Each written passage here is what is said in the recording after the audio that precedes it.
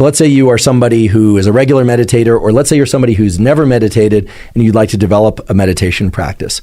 I suggest that you do a test of whether or not you are more interoceptively dominant or exteroceptively dominant in that moment. Okay, this is not a personality trait. This is a question about where you happen to be in a moment. So let's say you're on a plane or you're in the car. If you're in the car, please don't close your eyes while driving. That's sort of obvious, but do this in a safe way, please. But stop, close your eyes, and assess whether or not you can access and focus your attention primarily on your internal state, or whether or not your attention and perception gets pulled to something external, to exteroception. And again, that will vary depending on circumstance and who you are. Then I suggest opening your eyes and trying to focus your attention to something external to you, and seeing or evaluating the extent to which you can divorce your perception from sensations that occur at the level of your skin or internally. Now, I should say that there's no technology, at least not that I'm aware of, absence of fMRI machine, in which case you are inside an fMRI machine while you do this.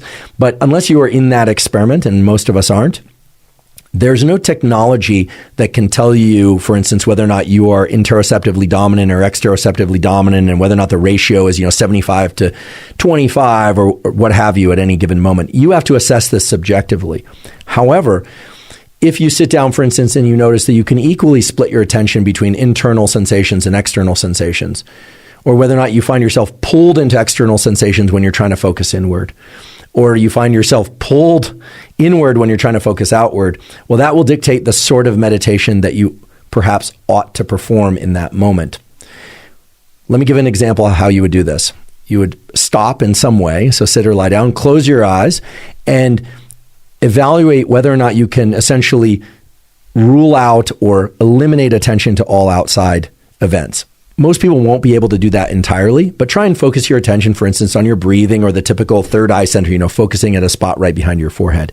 If you feel you can do that reasonably well to the exclusion of what's happening around you, well then, an important question arises. Should you meditate in a way to enhance that interoceptive awareness? Or rather, should you meditate in a way, for instance, with your eyes open and your attention on a particular portion of the landscape you're in, like a tree or maybe even an object or a plant or something else in your immediate environment, to try and cultivate or enhance your exteroceptive awareness?